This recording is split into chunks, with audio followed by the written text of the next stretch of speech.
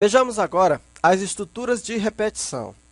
A importância dessas estruturas de repetição é até inclusive indescritível, porque você muitas das vezes precisa refazer algumas operações por um determinado número de vezes. E ao invés de você gerar códigos, você coloca isso apenas dentro de um laço e esse laço se encarrega de fazer aquilo que você quer.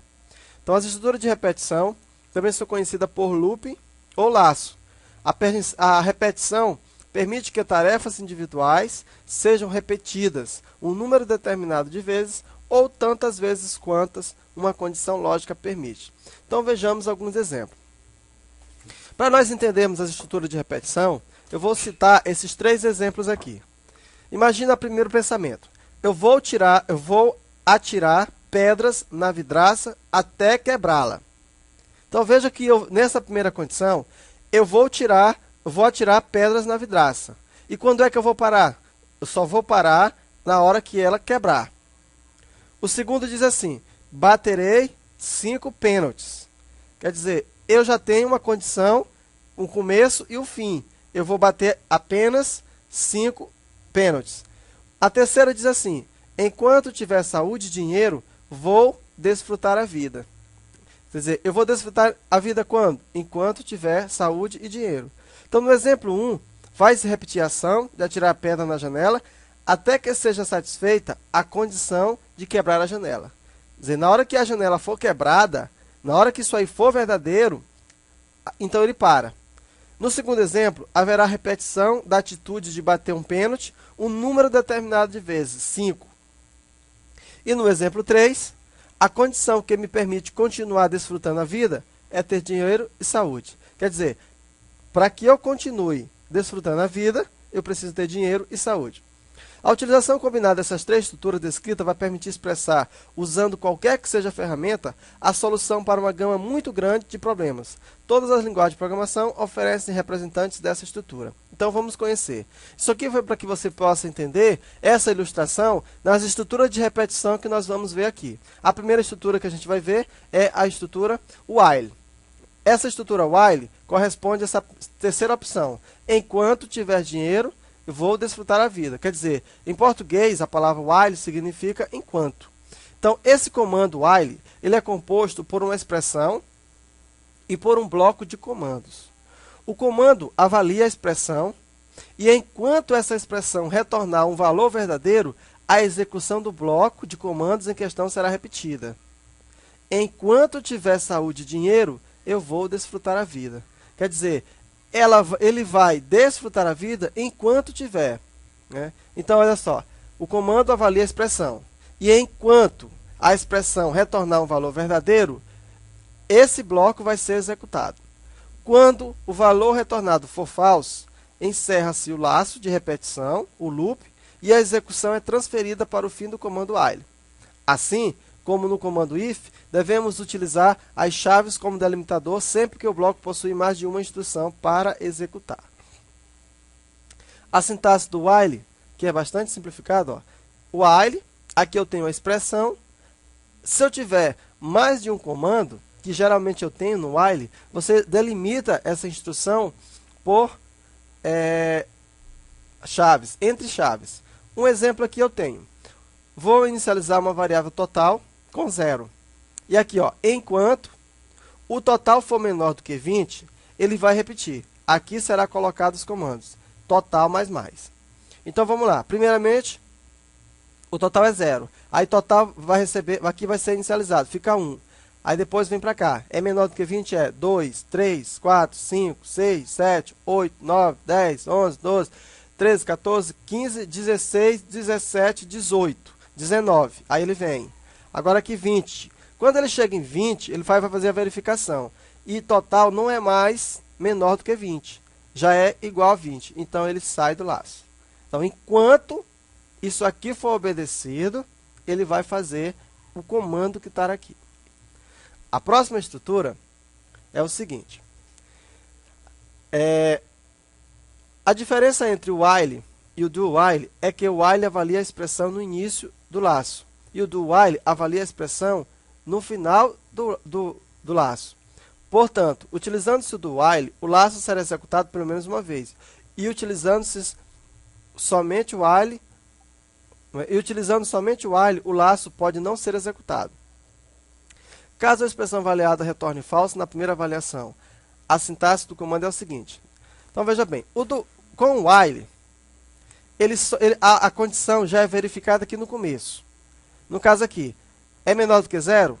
É menor do que 20? É. Observa que se eu inicializasse com 21, é menor? Não. Então, nem entraria no laço. Só entra, primeiro, ele avalia primeiro, depois ele entra no laço. O do while já faz diferente. Pelo menos uma vez o comando é executado. Aqui, ó, faça enquanto. Vai fazer enquanto. Exemplo, total recebe 0. Faça. Se aqui o total fosse 21, ele ia fazer.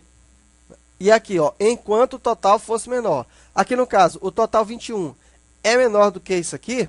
Não, aí ele saía do laço. Aqui o exemplo seria, repita até quebrar. Vou atirar pedras na vidraça até que ela quebre. Então, quer dizer, ele vai atirar. Na hora que quebrar, ele sai. Então, é isso que é o exemplo, a comparação. Então, o do while, ele sempre faz, pelo menos uma vez, o comando. Pelo menos uma vez, ele é executado. Então, faça. Aí faz o quê? O que está dentro do bloco, enquanto essa condição aqui for obedecida. Na hora que essa condição é desobedecida, ele sai do laço. O while, ele verifica primeiro. O do while, ele verifica no final. Tá? Então, essa é a grande diferença dos dois. Mas os dois vão ser repetidos, vão servir como estrutura de repetição. A outra estrutura de repetição é o for. O for corresponde a essa estrutura aqui. Ó. Baterei 5 pênaltis. O for, você já tem um começo e um fim. Você já sabe onde vai ser feito, onde vai acabar. Para o while e para o do while terminar, ele tem que obedecer uma condição. Já o for, não. Ó, utilizamos o for quando queremos executar um conjunto de instruções com um número determinado de vezes. É um comando muito útil que pode ser usado, por exemplo, para imprimir todos os elementos de um array ou todos os registros retornados de uma consulta de um banco de dados. Então, a sintaxe de um for, você coloca a inicialização, a condição e o operador. Então, e aqui os comandos. Observa que sempre você delimita entre chaves. Então, eu tenho for, e vou inicializar uma variável i igual a 0, i menor do que 10, e eu incremento i em 1.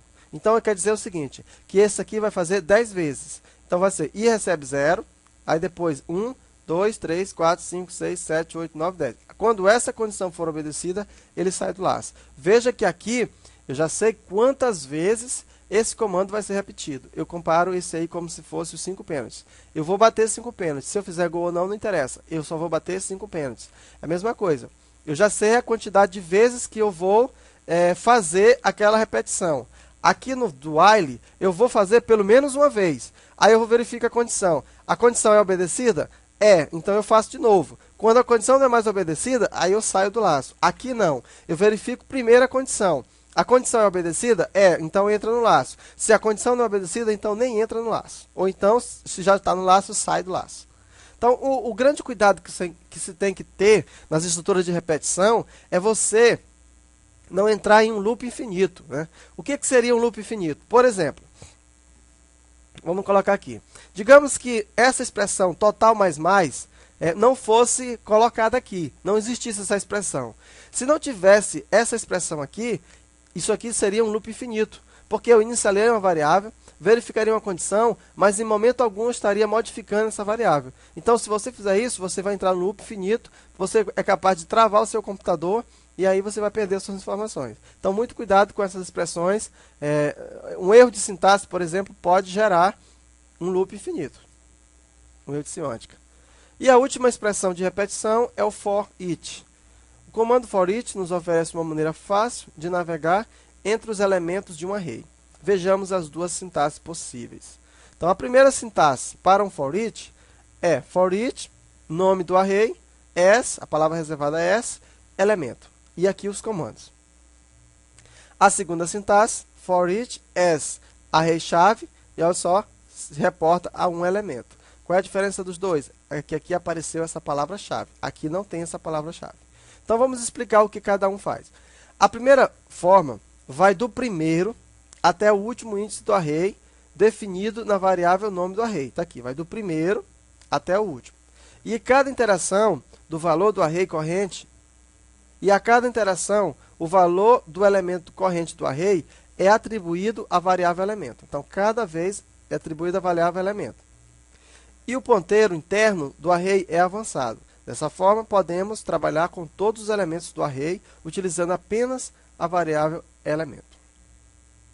A segunda forma faz a mesma coisa, mas com uma diferença. Além do valor do elemento corrente do array ser atribuído à variável elemento, a chave ou índice do elemento atual é atribuído à variável chave. Então, isso aqui, principalmente esse exemplo aqui, fica um pouquinho mais difícil de entender aqui na teoria.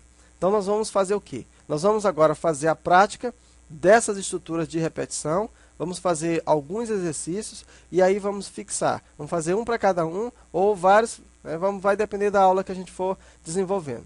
Fazer vários exercícios e eu espero então você no próximo exercício sobre as estruturas de repetição. Mas o básico é isso que você acabou de ver. Então, para entender melhor, nada melhor do que a prática. Espero então você na próxima aula.